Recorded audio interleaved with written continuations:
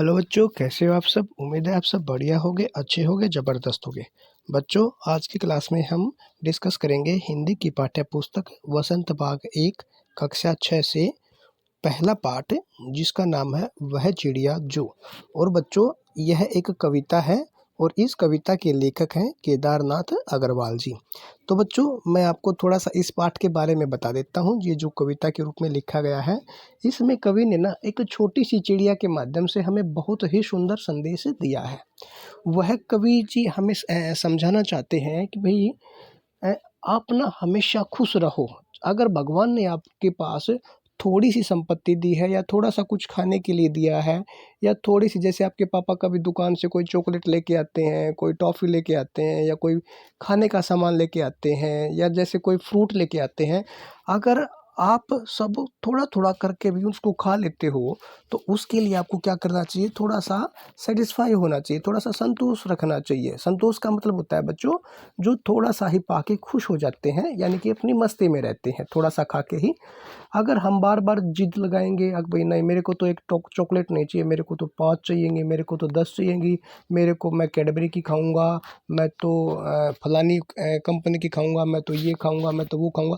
तो उसमें क्या होता है बच्चों, उसमें जो आपका जो ट्रीट है, आपका जो व्यवहार है, जब उस चीज़ को जब दूसरे आदमी देखते हैं ना, तो वो अच्छा फ़ील नहीं करते। वो सोचते हैं कि यार कितना गंदा बच्चा है ना? इस तरह से। अब क्या कहा है कवि ने चिड़िया के माध्यम से, अभी जो छोटी चिड़िया है ना, वो क्या करती है, वो खुले आसमान में उड़ती रहती है और जब भी उसको भूख लगती है, तो जो पेरेंट्स, यानी कि जो भगवान ने उसको जो फसल के रूप में जो दिया है ना, वहीं से वो अपना दाना चुगा खा लेती है। और वो अन्न से ना बहुत ज़्यादा प्यार करती है, वो उसको कभी भी खराब नहीं करती। अगर उसका पेट एक दाने से भर जाता है तो केवल एक दाना ही खाती है, ठीक है ना।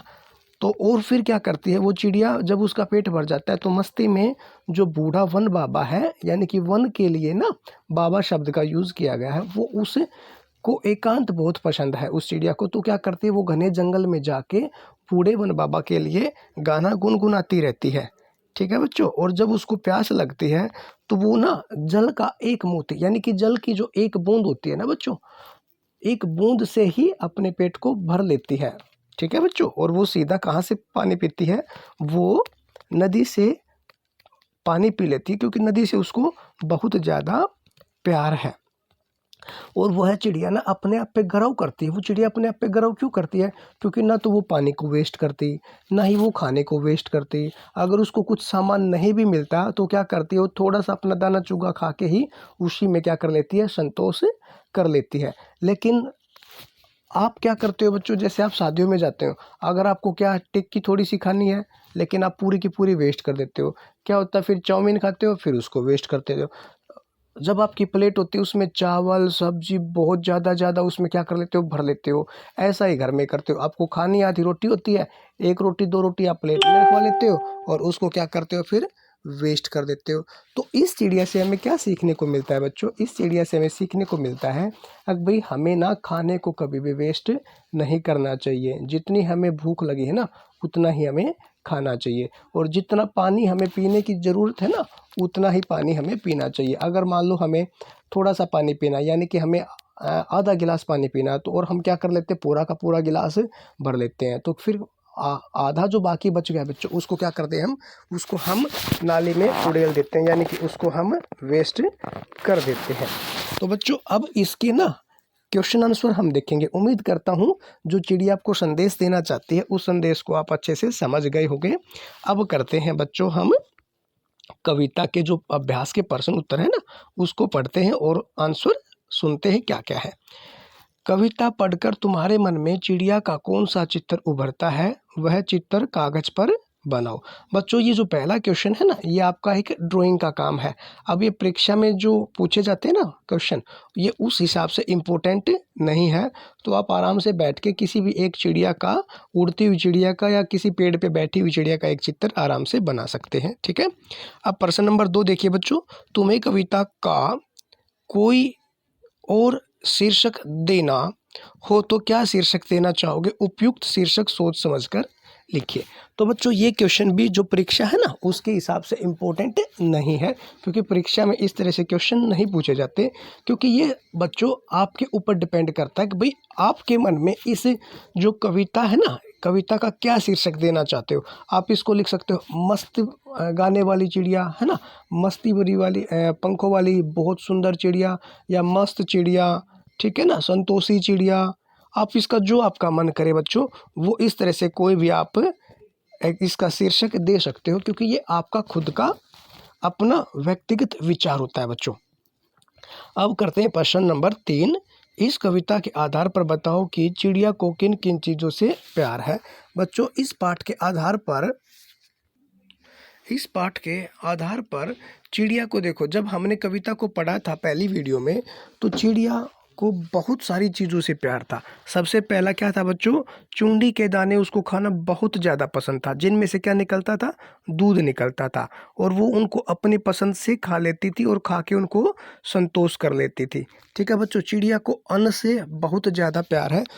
ठीक है, और तीसरा क्या है बच्चों, चिड़िया को गाना बहुत ज़्यादा पसंद है, और जब उसको प्यास लगती है तो वो नदी से पानी पी लेती है। और चिड़िया को बच्चों विजन से बहुत ज़्यादा प्रेम है। विजन का मतलब बच्चों एकांत में रहना उसको बहुत ज़्यादा पसंद है।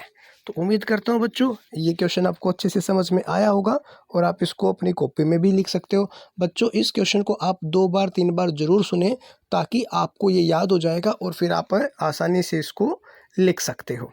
अब क्वेश्चन नंबर 4 करते हैं बच्चों। आशय स्पष्ट करो, रस उड़ेल कर गा लेती है।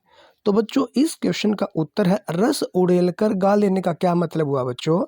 देखिए जब आपने कविता को पढ़ा था तो कविता में क्या कहा गया बच्चों, देखिए रस उड़ेल कर गा लेती है।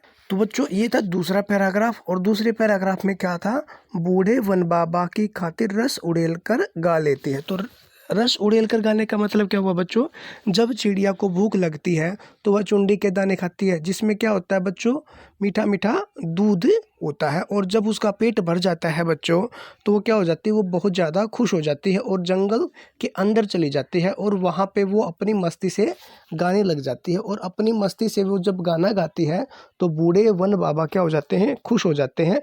रस उड़ेल कर गाने का मतलब बच्चों, जब कोई इंसान मस्ती भरे शब्दों में गाता है तो वो क्या करता है, दूसरों को बहुत ज़्यादा आनंदित कर देता है। तो इसी तरह से जब चिड़िया का पेट भर जाता है और वह पूरी तरह से मस्ती में आ जाती है, तो वह बूढ़े वन बाबा के लिए बहुत मीठे मीठे प्यार भरे गीतों को गाती है। ठीक है बच्चों, अब करते हैं बच्चों क्वेश्चन नंबर 4 का ख पार्ट, दूसरा पार्ट। चढ़ी नदी का दिल टटोल कर जल का मोती ले जाती है। बच्चों इस प्रश्न का उत्तर है, देखिए जब हमने तीसरा पैराग्राफ पढ़ा था, चढ़ी नदी का दिल टटोल कर जल का मोती ले जाती है, तो बच्चों जब उसको चिड़िया रानी को प्यास लगती है तो सबसे पहले उसने क्या किया था, चुंडी के दाने खाए। फिर क्या किया, उसने बूढ़े वन बाबा के लिए गाना गाया, मस्ती भरा गाना गाया। तो फिर क्या हुआ, उसको लग गई प्यास। तो जब उसको प्यास लगती है तो बच्चों वो उसके पास मटका तो है नहीं, अब भाई एक गिलास पानी निकाल लेगी और मटके से पी लेगी। तो वो क्या करती है, वो फिर वहाँ से उड़ती हुई कहाँ आती है, नदी के पास आती है। और नदी में बच्चों बहुत सारा जल होता है। अब वो जब नदी को पार करती है या नदी के पास जब आती है और उसको प्यास लगती है ना, तो उसको तो थोड़ा सा पानी चाहिए, तो वो किनारे पे बैठ के नहीं पीती, वो क्या करती है, सीधा ही नदी के पास ऊपर उड़ती रहती है और एक चोंच पानी पी लेती है। और एक चोंच जब वो पानी पीते हैं ना बच्चों, तो जैसे नदी का जो जल होता है ना बच्चों, वो बहुत ज़्यादा मतलब तेज से बहता रहता है। और फिर नदी से चिड़िया रानी बहुत ज़्यादा प्यार भी करती है। तो फिर क्या कहती है, नदी का जो दिल होता है ना बच्चों, वो दिल क्या है, उसका पानी ही तो है। अगर नदी के अंदर पानी नहीं होएगा तो क्या होएगा बच्चों, वो तो सूखी हो जाएगी। अब कौन पानी पिएगा। जैसे अगर इंसान है, इंसान का अगर दिल नहीं धड़केगा तो क्या हो जाएगा बच्चों, तो डेड हो जाएगा, वो तो एक मरा हुआ शरीर हो जाएगा। तो इसलिए वो चिड़िया कहती है कि जब नदी का जो जल है वो बहुत ज़्यादा बहाव के साथ तेज़ी से आता है, तो वो इतनी बहादुर भी है, भाई उस बहते हुए जल धारा में से ही अपनी प्यास बुझाने के लिए पानी पी लेती है। तो उम्मीद करता हूँ बच्चों आपको यहाँ तक बड़े अच्छे से समझ में आया होगा। बच्चों मैंने एक्सप्लेन थोड़ा सा ज़्यादा किया है। अब जितना आपको ज़रूरी लगे उतना आप इसको याद कर सकते हो, अपने आंसर खुद बना सकते हो। तो फिर मिलते हैं बच्चों नेक्स्ट वीडियो में, तब तक के लिए थैंक यू बच्चों।